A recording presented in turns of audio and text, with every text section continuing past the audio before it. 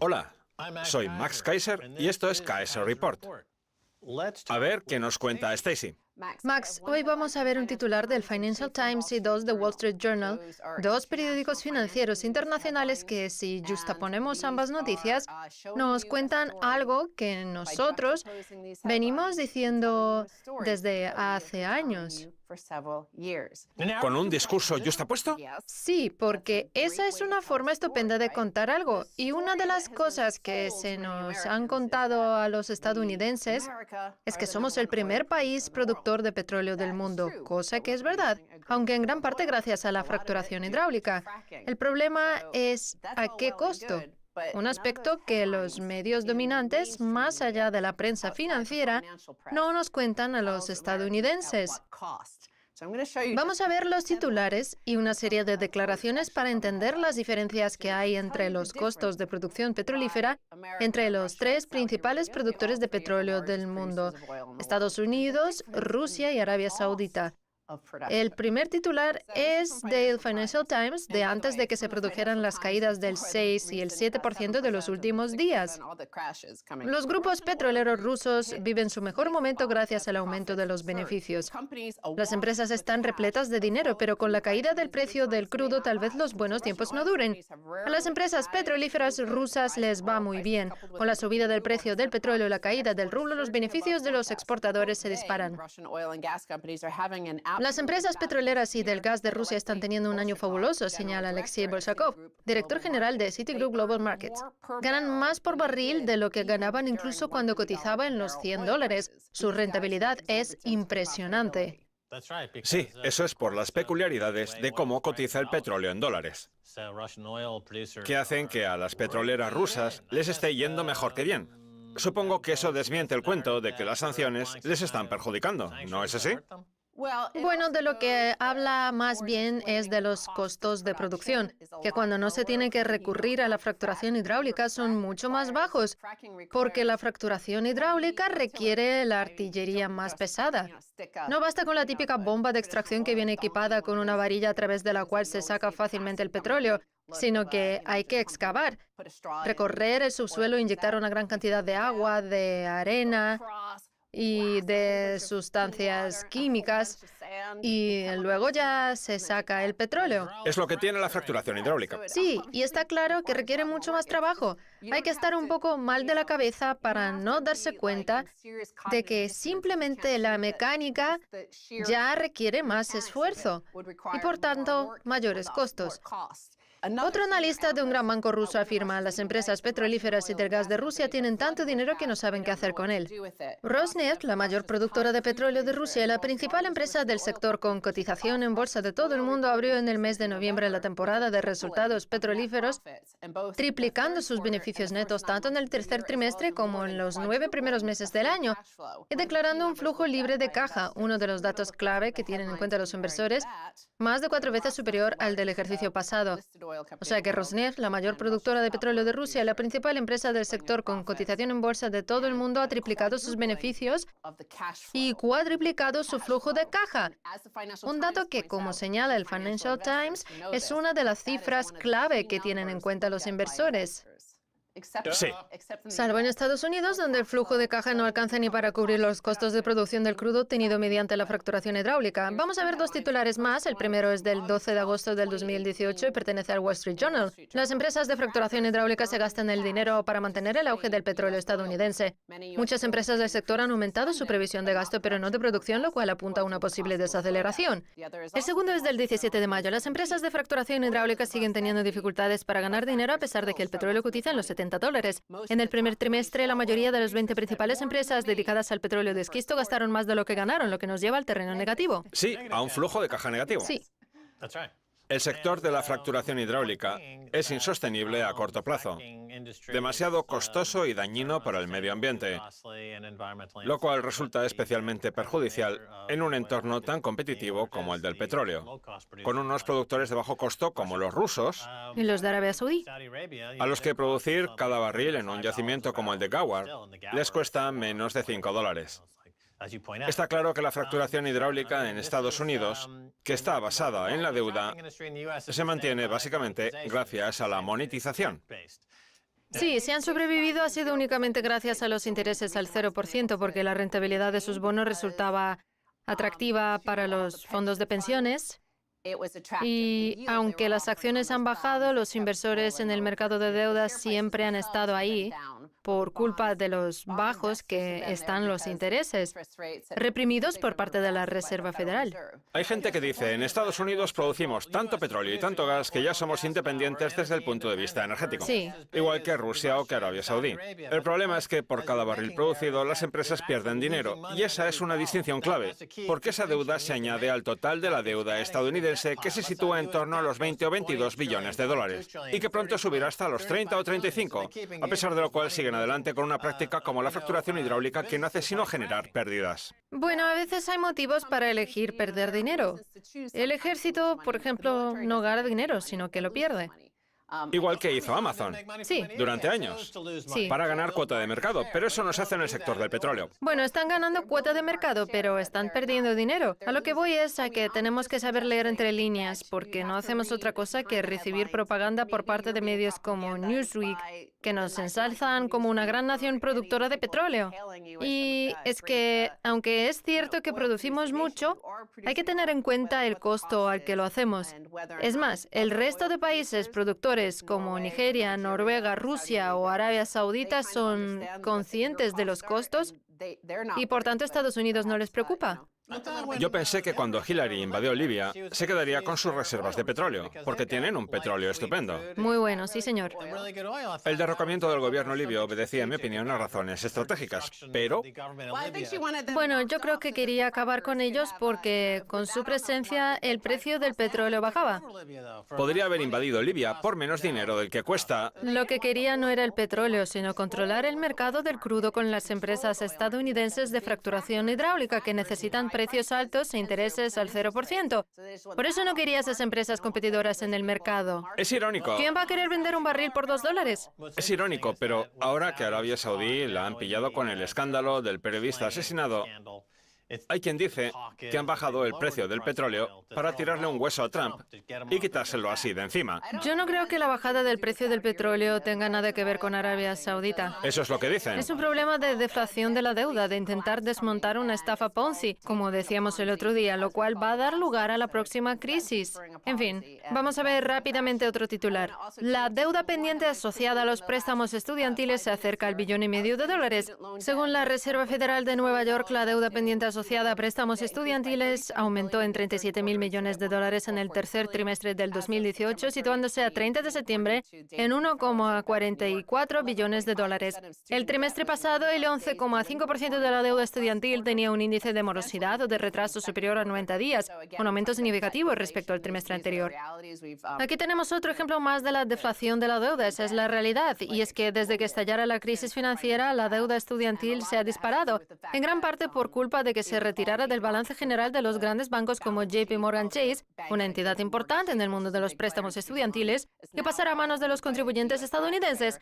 Se trata de una forma de intentar hacer ver como que la crisis financiera no afectó al ciudadano de a pie, que pudo seguir estudiando gracias a ese dinero prestado. Por ejemplo, cerca de la Universidad Duke y de la de Carolina del Norte se están construyendo viviendas para estudiantes con el dinero gratis que estos reciben durante unos años, aunque luego ese dinero hay que devolverlo. ¿Todo eso va a acabar saltando por los aires? Sí, las estafas Ponzi no se pueden desmontar. La deflación de la deuda es una realidad, igual que el apocalipsis de los bonos. Y eso Todo se vuelve en nuestra contra. Y eso es más poderoso que Arabia Saudí. Sí, las fuerzas cíclicas que están llevándonos a un cambio de tendencia a largo plazo en los intereses, que van a empezar a subir, darán lugar a una nueva realidad financiera para la economía mundial. Y para las empresas de fracturación hidráulica, sobre todo teniendo en cuenta la caída del precio del petróleo, porque si no ganaban dinero cuando el barril cotizaba en los $70, imagínate ahora en los 50 y luego en los 40, 30 o 20. Ya que en la segunda parte vas a seguir hablando con Egon von Greyerz, vamos a ver una cosa que tiene mucho que ver con el tema que van a tratar relativo al oro, a las alternativas al sistema SWIFT y a las sanciones contra Irán, y que podríamos incorporar en el futuro cuando el dólar empiece a desintegrarse. Y es que siempre que un imperio se hunde y que la divisa de reserva se desploma, económica, vienen tiempos de caos, como ya nos ha demostrado la historia en numerosas ocasiones. Pues bien, este es el tipo de titular que cabe esperar en una época así. Irán ejecuta al sultán de las monedas condenado por acumular 2 toneladas de monedas de oro. Irán ha ejecutado al llamado sultán de las monedas y a su cómplice por acumular monedas de oro y otras formas de divisa dura, exhibiendo una tolerancia cero hacia estos comportamientos en su intento por apoyar a su divisa ante la inminente crisis económica. Ambos fueron ahorcados la semana pasada acusados de manipular los mercados de las divisas duras mediante una serie de operaciones ilegales y no autorizadas, entre ellas operaciones de contrabando que les ayudaron a reunir hasta 2 toneladas de oro. 2 toneladas. 2 toneladas de oro. Parece una canción de Johnny Cash. Pues ahí tienes una utilidad de las criptodivisas, que uno puede almacenar en el disco duro antes de huir y de que lo electrocuten, lo frían, lo desmiembren o lo que sea que les hicieron. Ahorcarlos. Ahorcarlos, como le pasó a Saddam Hussein. Está más que probado, ¿verdad? La noticia es de un periódico australiano, pero ya que hablábamos de propaganda, cuesta mucho saber si las informaciones que nos llegan desde Irán son ciertas o no. En cualquier caso, esto es lo que cuenta este periódico, que han ahorcado a este hombre que tenía 2 toneladas de oro. En los últimos meses, tras las nuevas sanciones impuestas por Estados Unidos después de que el presidente Trump decidiera retirarse en mayo del acuerdo nuclear firmado en el 2015, la caída de la divisa iraní ha llevado a sus ciudadanos a acumular monedas de oro y otras inversiones consideradas refugios seguros. Un dólar ha pasado a cambiarse por 135.000 riales iraníes, cuando el año pasado equivale a unos 40.000. Y este caos va a continuar a medida que sigan aplicándose sanciones. Está claro que Trump tiene un cierto carácter de matón, y aunque ya no controla el poder legislativo, sigue manteniendo el ejecutivo, que es el que lo autoriza a imponer sanciones al resto de países, a lanzarles bombas y a aislarlos del sistema SWIFT. Eso es lo que yo creo que nos espera para los próximos 2 años, y cuando estalle la próxima crisis y haya nuevas divisas que empiecen a caer respecto del dólar, no sé si veremos ejecuciones y ahorcamientos, pero nunca se sabe. ¿En Estados Unidos? Sí. Dios mío, ahorcamientos en el mismo jardín de la Casa Blanca. No hay nada como un buen ahorcamiento, ¿verdad? Que traigan a los manipuladores de divisas y les peguen un tiro, a ver si restauramos un poco de justicia. En fin, hablando de restaurar cosas, después de esta breve pausa, restauraremos el discurso de nuestro programa. Así que no se vayan. No se muevan de ahí.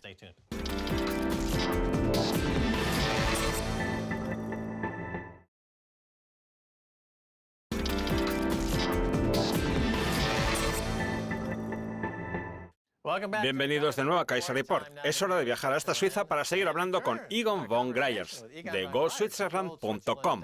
Bienvenido de nuevo, Egon. Gracias, Max. Es un placer estar de nuevo con usted. Muy bien, vamos a hablar de ese fabuloso oro que tanto nos gusta. De hecho, en JP Morgan llegaron a decir que solo el oro es dinero, el resto es crédito.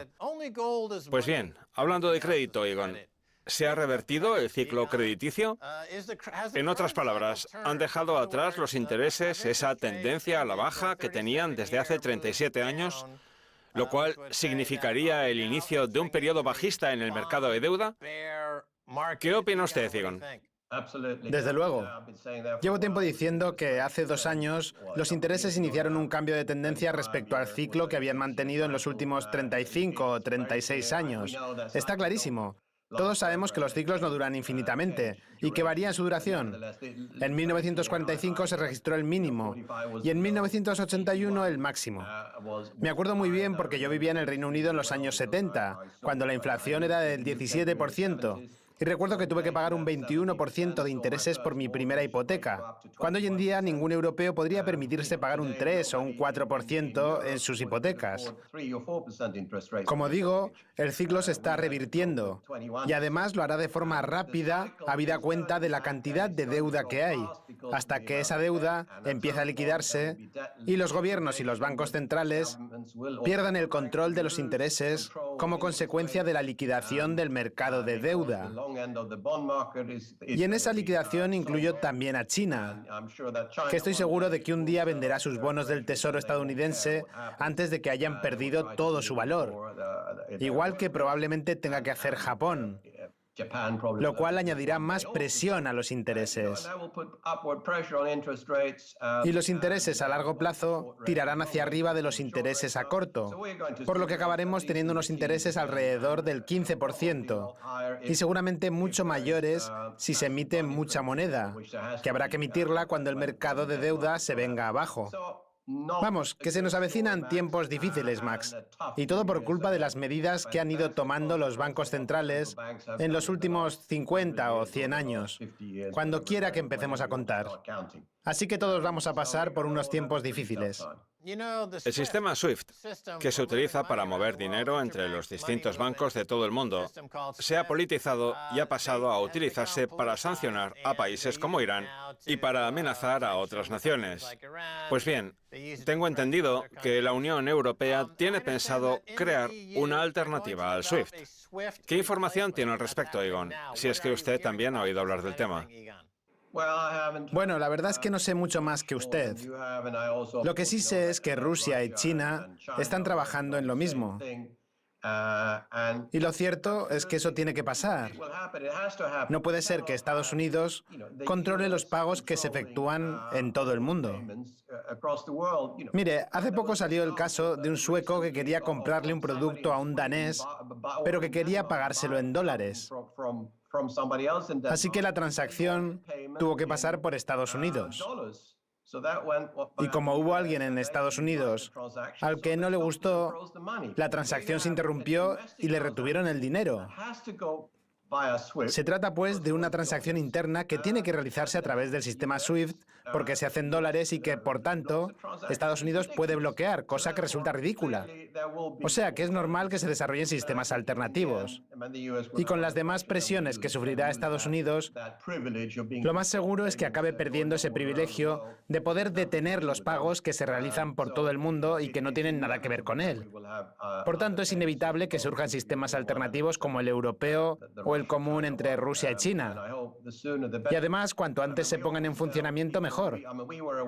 Nosotros siempre le desaconsejamos a la gente que haga un pago en dólares si no es absolutamente imprescindible, porque entonces tiene que pasar por Nueva York, donde se analiza escrupulosamente, aunque se trate de un pago legal, que es de lo que estoy hablando, hasta el punto de que pueda detenerse, cosa que nos parece fatal. Yo no sé por qué el resto de países están tardando tanto, porque desde hace 10 años está claro que Estados Unidos controla la totalidad de los pagos a nivel mundial que se realizan en dólares. Y si un país no logra escapar del sistema SWIFT, entonces se convierte en un estado vasallo. Vamos, que mi consejo para el resto de países es que se pongan manos a la obra, que tampoco se tarda tanto en desarrollar una alternativa. No.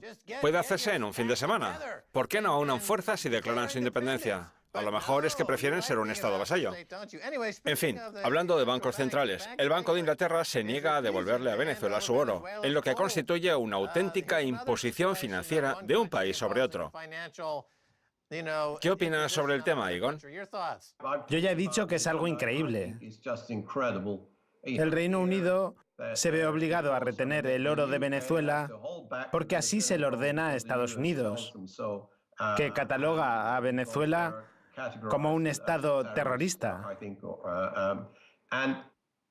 Yo le recomiendo a la gente que no guarde su oro en el banco, en la Casa de la Moneda o en el Banco Central, sino que lo haga en cámaras acorazadas privadas, porque los gobiernos siempre tratarán de interferir en lo que puedan. A ver, es cierto que también pueden confiscar el oro que se encuentra en manos privadas, pero resulta mucho menos probable, y yo de hecho no creo que lo hagan. Lo que sí que me parece probable es que intenten controlar el oro que se encuentra dentro del sistema bancario, como están haciendo con el oro venezolano, un caso que seguramente se repita en el futuro con otros países. De hecho, cada vez hay más gente que está trasladando su oro de los bancos a otras cámaras acorazadas privadas, mientras las entidades bancarias tratan de impedírselo por todos los medios, aunque no tengan ninguna forma legal de hacerlo. Y lo mismo pasa con las transferencias. Los bancos impiden que se realicen transferencias a ciertos bancos, incluso dentro de Europa. Es más, si una persona quiere sacar más de 500.000 francos suizos, el banco le insta a que pida autorización al consejo de dirección de la entidad, Eso es el colmo. Ahora resulta que una persona tiene que pedirle permiso al consejo de dirección del banco para sacar un dinero que es suyo. ¿Qué está pasando aquí? Como he dicho antes, yo no tendría cantidades sustanciales de dinero en los bancos porque ya no me fío de ellos. Y después de las restricciones, vendrán las recapitalizaciones internas y las retenciones de fondos, porque necesitarán ese dinero para salvar al banco. Vamos, que la gente haría bien en tener cuidado. A ver, yo no es que sea un profeta del pesimismo. Solo soy una persona que intenta calibrar el riesgo y yo creo que los riesgos que presenta el sistema financiero son mayores que nunca. Es más, es posible que los gobiernos y los bancos centrales tomen ciertas medidas que pongan en riesgo los activos que tenemos en el sistema bancario. Por eso le recomiendo a la gente que tenga cuidado con cómo almacena su dinero y sus activos, aunque sé que no es fácil hacerlo fuera del sistema, como sucede por ejemplo con el oro.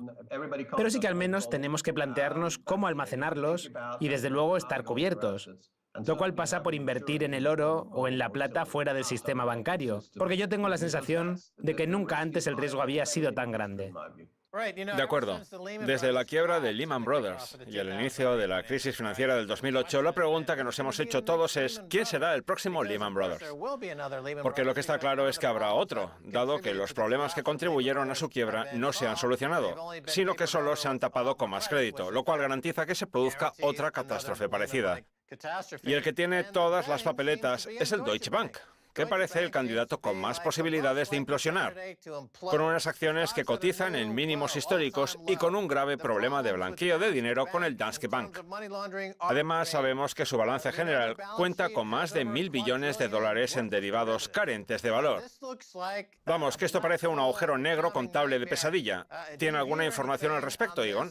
Ya sé que el tema es sensible desde el punto de vista político, pero bueno, ¿puede añadir algún detalle más? Lo que puedo añadir es que algunos llevamos tiempo siguiendo el comportamiento del Deutsche Bank y su gran cartera de derivados de la que habla usted.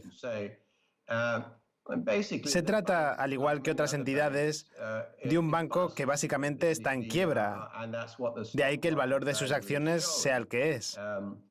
Ahora bien, yo creo que el Deutsche Bank no va a ser el primero en caer, porque como caiga, también lo hará Alemania y con ella el euro.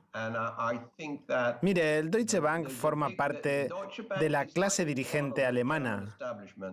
Casi todos los alemanes tienen dinero en la entidad y todos los bancos del mundo efectúan transacciones con ella. Por lo que el gobierno y el Banco Central alemanes seguramente tengan que salvarla, aunque sea de forma temporal y a un costo desorbitado. Y lo mismo puede decirse en el Reino Unido sobre Barclays, cuyo balance general tampoco es que sea de los mejores. Yo creo que estos grandes bancos, aunque acabarán cayendo igualmente, serán salvados en primera instancia y que las que más papeletas tienen para irse a pique desde el principio son las entidades más pequeñas. El sistema está esperando a que caiga el último copo de nieve que genere la avalancha, que puede iniciarse con cualquier cosa. No tiene por qué ser con la quiebra de un gran banco, porque el sistema es tan frágil que cualquier pequeña cosa puede prender la mecha. Y eso es lo que creo que va a pasar en los próximos 2 o 3 años. En el 2008, el Deutsche Bank y la Unión Europea tuvieron un problema con el exceso de apalancamiento del sector bancario. Lograron aislar políticamente a Grecia y blanquearon sus deudas a través de ella. Vamos, que la economía griega fue la que absorbió la deuda del Deutsche Bank. Así fue como se rescataron a sí mismos, imponiendo su deuda a otro país. Ahora bien, mi pregunta es la siguiente. Da la sensación de que el Brexit, en caso de materializarse, aislará al Reino Unido más de lo que lo ha estado nunca desde que existe la Unión Europea. Por tanto, ¿no sería tentador para la Unión Europea y para el Deutsche Bank hacerle al Reino Unido algo parecido a lo que le hicieron a Grecia? ¿Blanquear todas sus pérdidas a través de la economía de un país, en este caso de la británica, imponiendo la austeridad a sus ciudadanos y librándose de las consecuencias de su exceso de endeudamiento, Egon? El Brexit es un auténtico desastre. Lo estoy siguiendo bastante de cerca. La manipulación que está sufriendo Theresa May a manos de las élites de Bruselas y del gobierno estadounidense llega a ser hasta triste. Y lo peor es que aún no hemos llegado al final de la historia, que nadie sabe cómo va a terminar. Lo que es seguro es que será un fin traumático. Ahora bien, yo soy un firme partidario de la independencia y de no formar parte de un bloque de 500 millones de personas gobernado desde Bruselas por una élite no elegida por los ciudadanos y que no rinde cuentas a nadie, pero que es la que decide los designios de todos los europeos. Vamos, que creo más en un sistema como el de Suiza, con unidades territoriales menores como los cantones que tienen capacidad de decisión por encima del gobierno central. Por tanto, estoy totalmente a favor del Brexit, aunque está claro que el Reino Unido tendrá que sufrir durante un tiempo. Mire, con o sin la Unión Europea, Francia y Alemania no van a poder sustituir el sistema bancario británico por el suyo propio, por mucho que así lo crean, sobre todo teniendo en cuenta que el sistema del Reino Unido existe desde hace por lo menos 500 años. Vamos, que el sistema bancario británico seguirá siendo, junto con el de Nueva York, si es que el dólar sobrevive, el sistema dominante a nivel mundial. De acuerdo, nos hemos quedado sin tiempo. Egon, gracias por haber estado en Kaiser Report. Ha sido un placer, como siempre. Muchas gracias. Me alegro. Muy bien, esto es todo por hoy en Kaiser Report. Somos más Kaiser, Stacey Herbert. Quiero dar las gracias a nuestro invitado, Egon von Greyerz, de goldswitzerland.com. Si quieren, escríbanos un tweet a Kaiser Report. Hasta la próxima. Adiós.